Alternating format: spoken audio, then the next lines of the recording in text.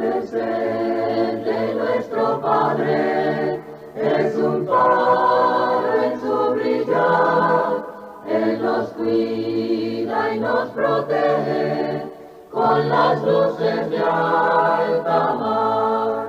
Mantener el faro ardiendo, arrojar su luz al mar, que si hay náutas pereciendo, los podréis así salvar. Reina noche de pecado, rubia irada, negra mar, almas hay que van buscando esas luces de alta mar. Mantener el faro ardiendo, arrojar su luz al mar, que si hay náutas pereciendo, los podréis así salvar.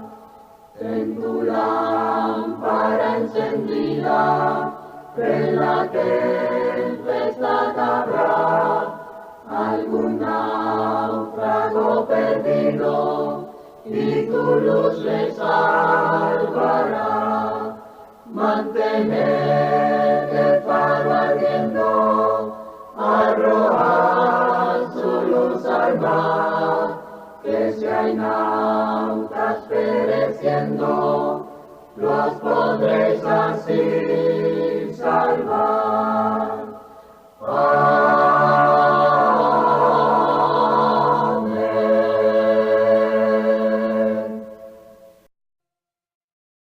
Ya estoy resuelto, ya no me demoro, quiero ir al Salvador.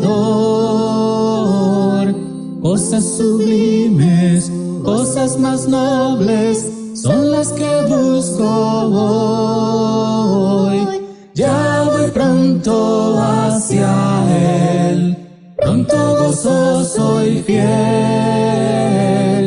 Cristo llama y salva hoy, yo me rindo a Él, yo me rindo a Él.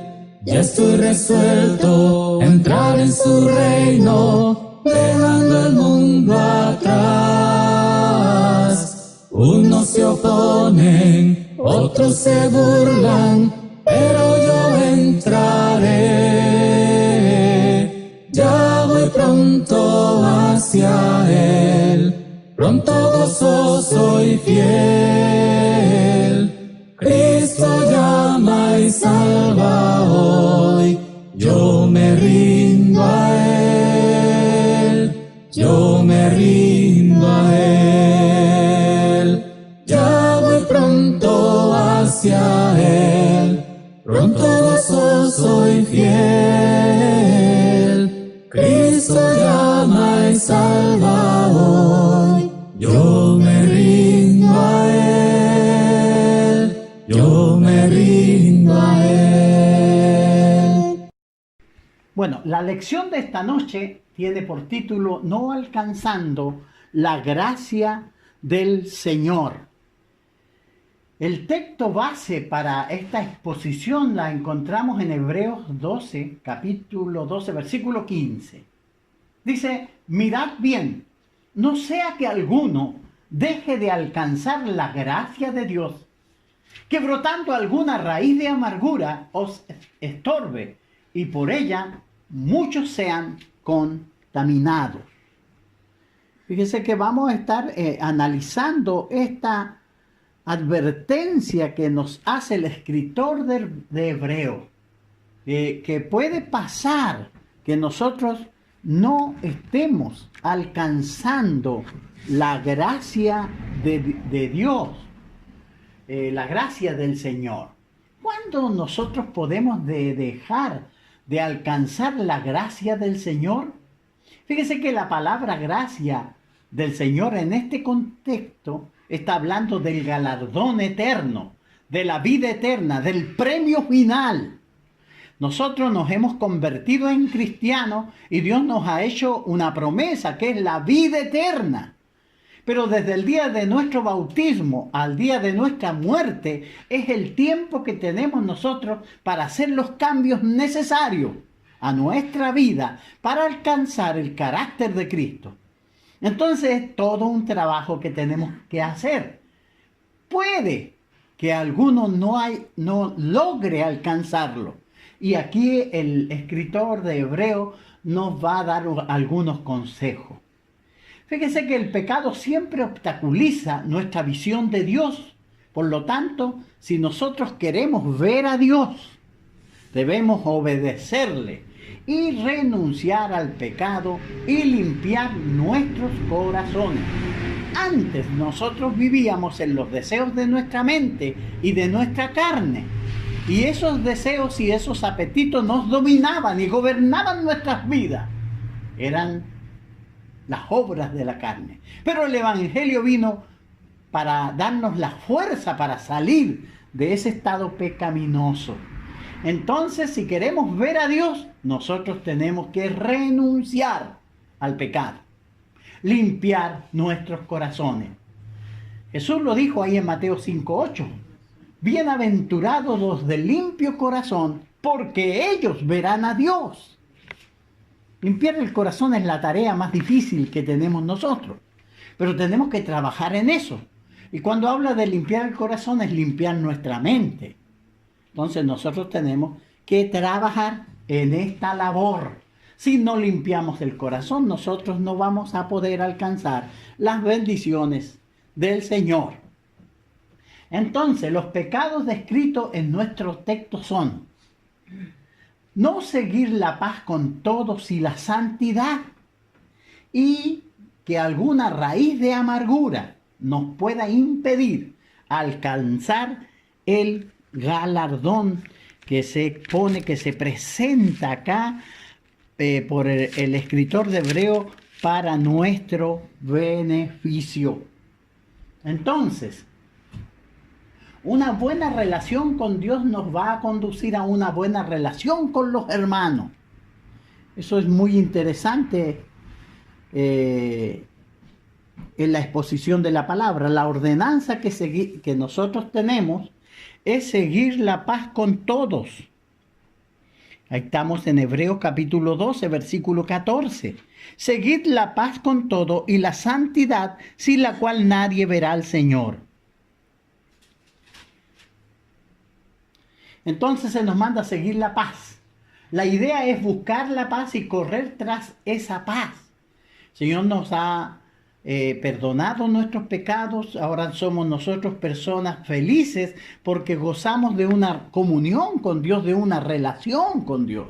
Entonces esto me va a hacer a mí una persona confiada, una persona agradable en el sentido de que yo voy a tener paz en mi corazón, no va a haber motivos de amargura en mi vida, de desazón, porque sirvo a un Dios que todo lo puede, a un Dios y a un Cristo que me fortalece. Entonces eso me va a hacer así a mí, un buen trabajador, un buen esposo, un buen vecino, un buen hermano de familia, un buen hijo. ¿Por qué razón? Porque yo estoy buscando la paz. Porque yo he encontrado al príncipe de paz, que es Jesucristo. Y ahí en Primera de Pedro podemos leer en el capítulo 3, versículo 11. Dice: apártese del mal y siga el bien. Busque la paz y sígala. La idea es correr detrás de esa paz. Fíjese. ¿Por qué razón? Porque los ojos del Señor están sobre los justos y los oídos atentos a sus oraciones. Pero el rostro del Señor está contra aquellos que hacen el mal. Fíjese, por esa razón tenemos que buscar la paz y seguirla. Entonces, si usted tiene una buena relación con Dios, obedecerá los mandamientos de Dios.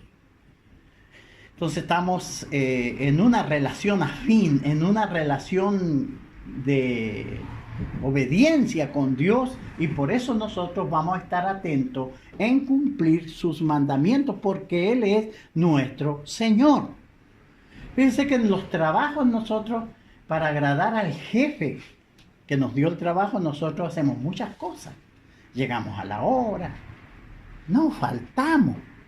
Y si faltamos, vamos y conseguimos una licencia médica para decirle, mire, no, estaba casi muriéndome ahí. Me sacaron de la funeraria.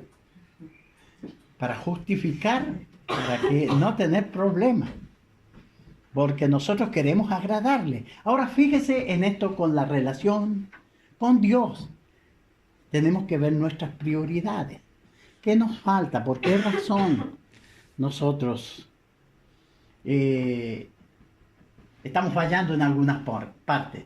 Dios desea que tengamos paz los unos con los otros. Fíjense que eso es muy importante. Ahí en el 9:50 de Marcos. Y tened paz los unos con los otros. Según de Corintios 13:11.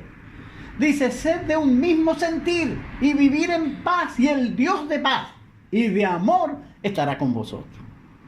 Qué importante todo esto. Nosotros queremos formar familia, criar hijos y darle un ambiente de tranquilidad, de confianza. Pero nosotros tenemos que vivir en paz entre nosotros. En la iglesia tenemos que tener un mismo sentir. En la familia. Cuando uno de los miembros se enferma, toda la familia se enferma con él, en el sentido que todos nos sentimos y queremos estar ayudando y viendo cómo arreglamos ese asunto. ¿Por qué razón? Porque tenemos un mismo sentir y eso nos hace vivir en paz. Fíjense que si todas las familias de la tierra entendieran estos principios bíblicos, no habría tanto desastre en la familia y tanta pelea y tanta cosa que sucede ahora.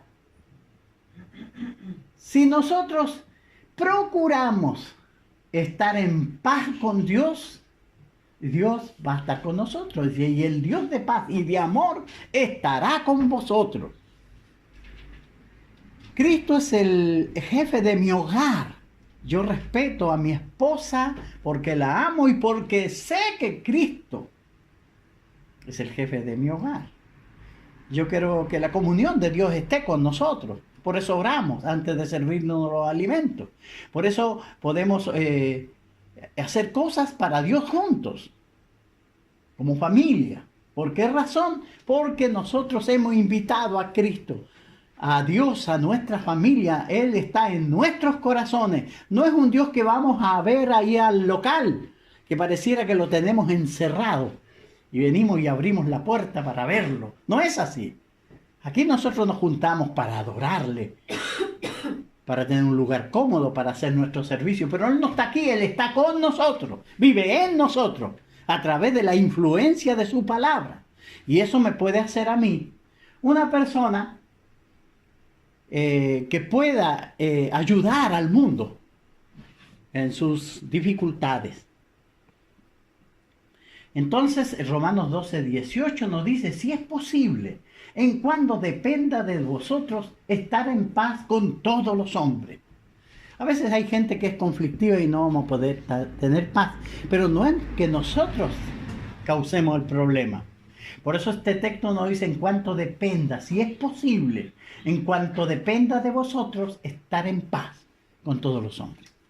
Hay personas que son de mal carácter, entonces nosotros no vamos a estar con ellas, nos vamos a alejar porque no vamos a poder tener paz. Pero vamos a tener paz con todos los hombres, con la ayuda del Señor. Entonces, como hijos de Dios, nosotros debemos de contribuir a la paz y a la mutua edificación. Eso es importante, que como cristianos nosotros seamos motivo de... O sea, que seamos una motivación para mis otros hermanos. Que Dios o que los hermanos miren y digan, no, yo sé que estos hermanos van a estar ahí. Yo sé que ellos lo van a hacer. Y somos todos motivados. Motivados por el ejemplo, por la vida que llevan esos hermanos. Por eso tenemos que nosotros, como hijos de Dios, debemos contribuir a la paz y a la mutua edificación. El cristiano que no busca la paz es aquel que está en contra del propósito de Cristo, ya que Él vino a abolir las enemistades. Ahí en Efesios, en el capítulo 2, nosotros podemos leer la obra de Jesucristo. Pablo le dice a los hermanos en Efesios, hablándoles en el capítulo 2 del 13 al 17. Capítulo 2, 13. Pero ahora en Cristo Jesús vosotros, que en otro tiempo estabais lejos, habéis sido hechos cercanos por la sangre de Cristo, porque Él es nuestra paz, de que de ambos pueblos hizo uno, derribando la pared intermedia de separación, aboliéndola en su carne, las enemistades de la ley y de los mandamientos expresados en ordenanzas, para crear en sí mismo de los dos uno solo y nuevo hombre, haciendo la paz, y mediante la cruz reconciliar con Dios a ambos en un solo cuerpo, matando en ella las enemistades, y vino y anunció las buenas nuevas de paz a vosotros que estabais lejos y a los que estabais cerca. Claro, pues, segunda de Pedro 3:14 nos dice, por lo cual, oh amado, estando en espera de estas cosas, ser hallado por Él sin manchas e irreprensible en paz. Entonces, las rivalidades, las discusiones y los desacuerdos entre los creyentes pueden jugar en contra nuestra si el Señor viene. Si nos llevamos peleando, si llevamos enemistados. Fíjese que este texto que el Señor, esta enseñanza que el Señor dio ahí en Mateo 5, 23 al 25, dice, por tanto, si traes tu ofrenda al altar y allí te acuerdas que tu hermano tiene algo contra ti, deja allí tu ofrenda delante del altar y anda y reconcíliate primero con tu hermano. Entonces ven y presenta tu ofrenda. Ponte de acuerdo con tu adversario pronto, entre tanto que estás con él en el camino. Fíjese que esto es muy buena enseñanza. Dios no quiere que estemos enemistados, porque para esto nos llama, dice que Él es un Dios de paz. Entonces yo, si tengo un problema con alguien, tengo que solucionar mi problema. Si me enojé con Inesita porque, no sé, no me gustó cómo le quedó la carne, y discutimos en el almuerzo, porque después de la tarde tenemos que venir a la reunión, yo tengo que acercarme, bueno, Inesita, perdóneme, discúlpeme, realmente me desubiqué, no debí ser de esa forma, le pido disculpas, perdóneme, no va a volver a suceder. Y yo me arreglo con ella y venimos a adorar a Dios. En el caso acá, el hombre tenía que dejar su ofrenda ahí y ir y buscar al hermano que tenía algo contra ti y arreglar el asunto. ¿Por qué? Porque Dios es un Dios de paz y Él quiere que tengamos paz. De eso se trata. Dice Hebreos 12:15 en nuestro texto, mirad bien, no sea que alguno deje de alcanzar la gracia de Dios. Porque aquí fíjense que en el fondo nosotros nos estamos preparando en esta congregación para el día en que pasemos a la dimensión espiritual, ya sea que nos muramos o ya sea que venga Cristo a buscar a su iglesia. Entonces, si yo me sorprende la muerte, yo me estoy preparando aquí con los hermanos para conocer el carácter de Dios y para entender lo que Dios quiere de mí, que yo haga, que yo realice. Esto no es en vano, no es una reunión más. No, tiene un profundo propósito, que yo cultive el carácter de Cristo, que conozca a Dios y conozca los preceptos de Dios. Entonces, una mala relación con Dios nos conducirá a una raíz de amargura. Fíjese que la amargura es un mal que puede ser desarrollado y crecer dentro de una persona casi de una manera imperceptible. Fíjese, va a crecer, va a brotar, no se va a dar cuenta. Por eso dice, mirad bien, no sea que alguno deje de alcanzar la gracia de Dios. que brotando alguna raíz de amargura os estorbe y por ella sean muchos contaminados. Entonces tenemos que considerar esto. Dios quiere cambios profundos en nosotros y no es una cuestión de venir a la iglesia. Entonces, si fuera así, usted podría ir a cualquier iglesia. Hay muchas iglesias, pero la iglesia de Cristo tiene un fin, tiene un propósito, tiene un objetivo en las enseñanzas. Fíjese que el apóstol Pablo habló de la amargura como un veneno. El apóstol Pedro habló de la amargura como un veneno cuando reprendió a Simón el mago, ahí en el capítulo 8 del libro de Hechos de los Apóstoles 8:23. Porque ni él de amargura y en prisión de maldad veo que estás. Este hombre quería tener el poder que tenían los apóstoles para él poner las manos e impartirlo también. Pero Pablo dijo que el problema de él era la amargura que tenía en su corazón. Estaba envenenado por la amargura. Lo traduce otra versión. Envenenado por la amargura. Entonces muchas veces las amarguras, nuestro carácter amargo, no nos deja y andamos siempre viendo todo mal. No nos gustan las cosas. La iglesia en la tarde van tampoco. La mañana no hay donde sentar. Siempre hay problemas. Siempre hay problemas. ¿Se da cuenta? Entonces eso tenemos que nosotros solucionarlo. En nuestro texto lleva la idea de abandonar la fe en Dios para seguir la idolatría, la raíz de amargura. Se refiere a alguien que amargamente se opone a la obediencia de la fe del Evangelio, que con su mal ejemplo de vida hace desviar a otros de la fe. Entonces el descontento y la murmuración muestra que en el corazón de tal cristiano ha desarrollado una raíz de amargura que no le permite edificarse. Entonces no le va a permitir crecer, porque la amargura le ha tomado el corazón. Y fíjese que ninguno de nosotros somos inmunes a este veneno de la amargura. Los maridos son advertidos. Dicen: maridos, amad a vuestras mujeres y no seáis ásperos con ellas. Fíjese. Las esposas pueden desarrollar amargura hacia su marido, que las tratan con aspereza, no las tratan bien. Y puede crearse ese sentimiento. Y en la relación es difícil, pero los cristianos tenemos que considerar estos consejos. O puede ser al revés, que la esposa trate mal a su esposo y él pueda crear alguna raíz de amargura o de resentimiento. Desarrollar esa amargura por la razón que es maltratado. Y eso puede pasar con los papás, con los hijos y también con los hermanos. En el Nuevo Testamento tiene varias cosas que decir con respecto a la amargura. Una raíz de amargura se apodera de nosotros cuando permitimos que los desacuerdos crezcan hasta volverse resentimiento. Y cuando alimentamos los rencores, odios por heridas pasadas.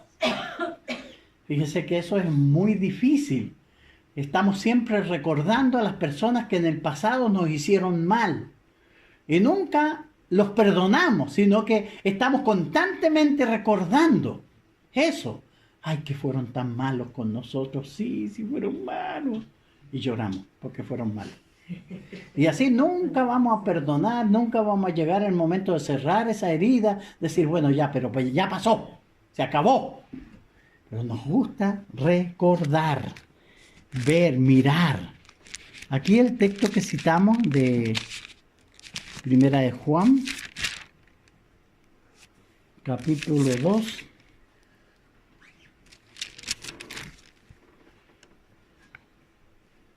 El que dice que está en luz y aborrece a su hermano, está todavía en tiniebla.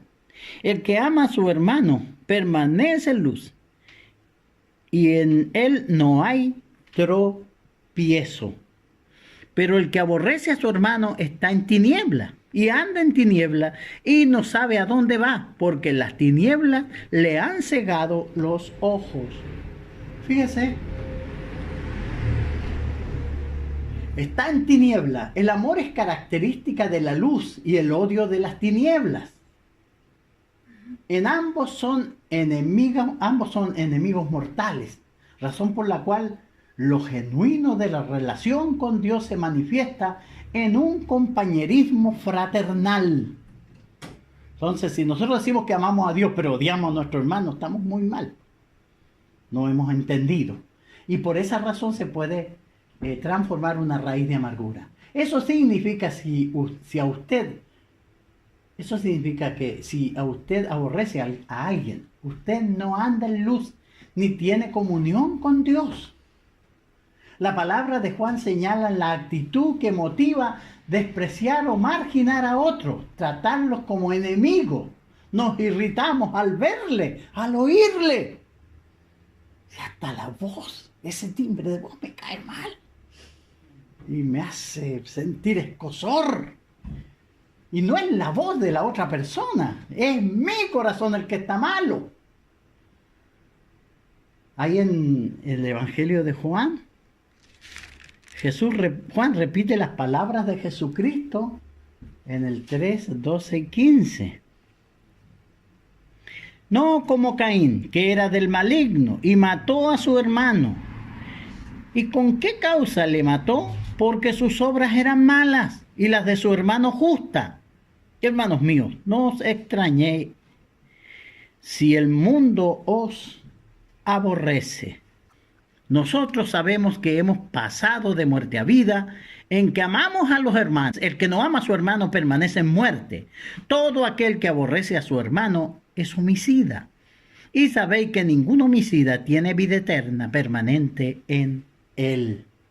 Fíjese, Juan repite las palabras de Jesús en el sentido de que uno que aborrece a otra persona es un homicida en su corazón. Jesús lo dijo ahí en Mateo capítulo 5, en los versículos 21 y 22. Oíste que fue dicho a los antiguos, no matarás, y cualquiera que matare será culpable de juicio.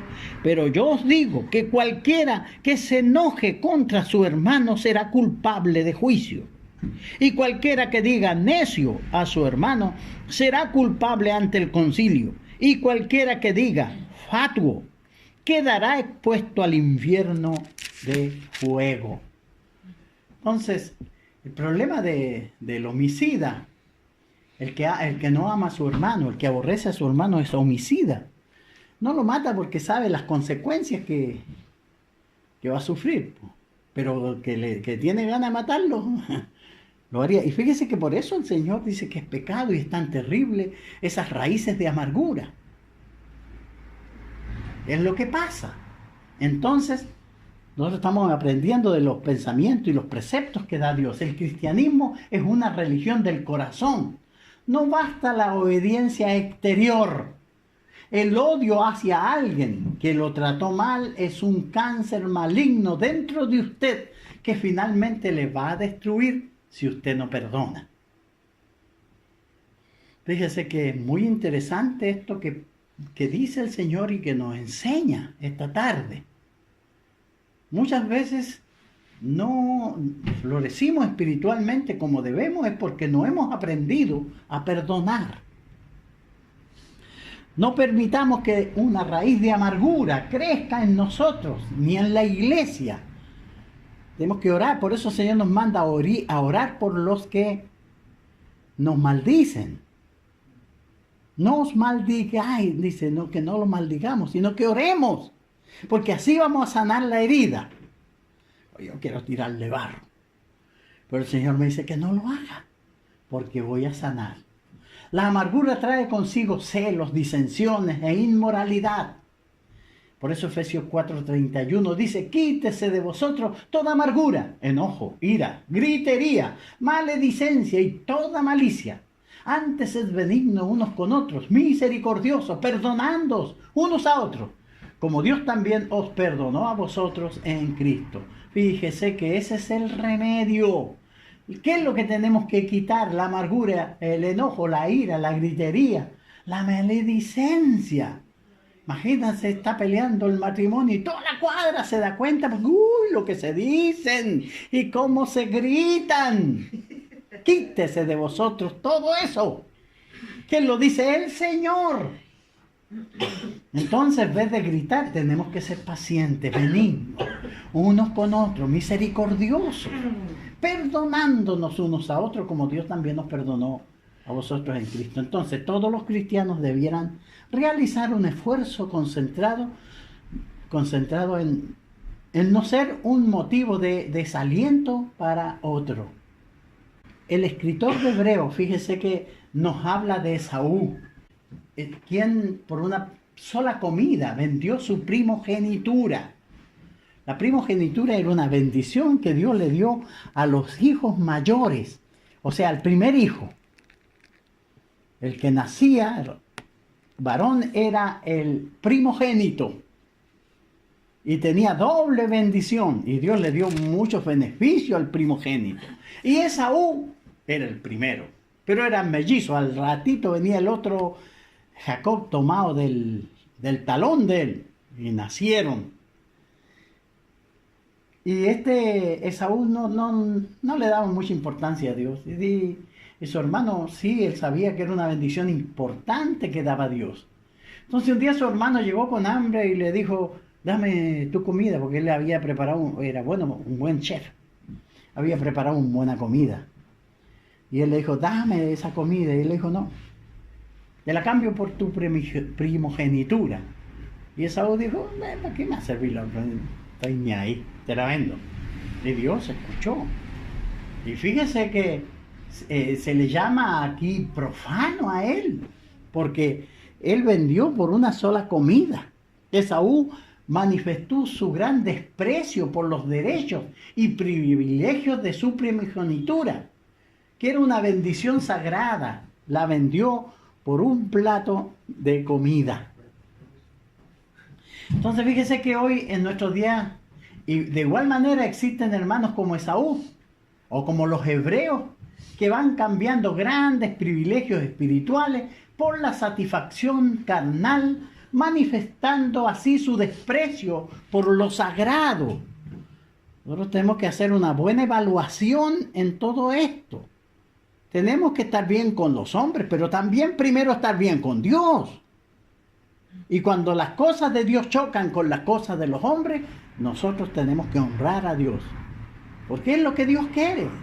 Él no nos exige, pero Él espera de nosotros ciertas cosas, y Él espera que nosotros le honremos. Entonces, como conclusión, ¿cuántos de los hermanos que estamos en esta reunión estamos dejando de alcanzar el galardón eterno por haber desarrollado alguna raíz de amargura? ¿Tiene enemigo usted? Tiene que perdonarlo, orar por ellos. Fíjese. Recordemos que de esto depende el galardón. Es posible si usted no tiene una buena relación con Dios. Y esto se nota en nuestras vidas si no tenemos una buena relación con nuestros hermanos en Cristo. Por eso ando siempre enojado. Entro y no saludo a nadie. Me voy y no saludo a nadie. Y los demás, ¿qué le pasa al hermanito? No sé, le amaneció así hoy día. La hermana, la esposa quiere justificarlo. Ay, que llega tan cansado. No, si es mal genio, si eso es lo que tiene. Es mañoso. Sí. Fíjese que es lo que pasa. Y por eso no hay una buena relación, porque no está entendiendo el propósito por los cuales nos reunimos. Entonces, también podemos perder nuestro galardón cuando existe una raíz de amargura en nuestros corazones, cuando nos dejamos llevar por nuestros sentimientos y no por la palabra de Dios. Eso es bien interesante considerarlo. Hay las cosas que a mí me gustan y en las cosas que Dios quiere que yo haga. A mí me gustan muchas cosas, pero resulta que yo, si quiero agradar a Dios, tengo que hacer la voluntad de Dios. De eso se trata. Entonces, si alguno dice, yo amo a Dios y aborrece a su hermano, es mentiroso. Pues el que no ama a su hermano, a quien ha visto, ¿cómo puede amar a Dios a quien no ha visto? Y nosotros tenemos mandamiento de Él, que el que ama a Dios, ame también a su hermano. Que el Señor les bendiga. Creo que hemos aprendido algunas cosas bien importantes. Hazme un instrumento de tu paz, donde haya odio lleve tu amor, donde haya heridas lleve tu perdón, donde haya dudas en ti. Hazme un instrumento de tu paz, que lleve tu esperanza por doquier. Donde hay tinieblas lleve yo tu luz, donde hay tristeza gozo en ti. Maestro, yo quisiera aprender a no ser consolado, sino consolar, ser comprendido, sino comprender, ser amado tanto como amar. Hazme un instrumento de tu paz, pues tu perdón disfruto al perdonar. Tu bendición recibo yo al dar, y vivo al morir en ti.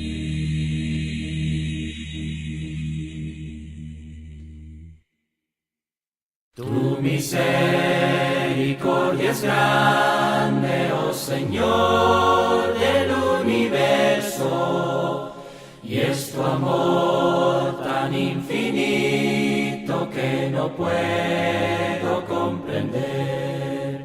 Tu palabra dulce y tierna, vida eterna mi alma dio, y tu gloria sempiterna mi camino iluminó.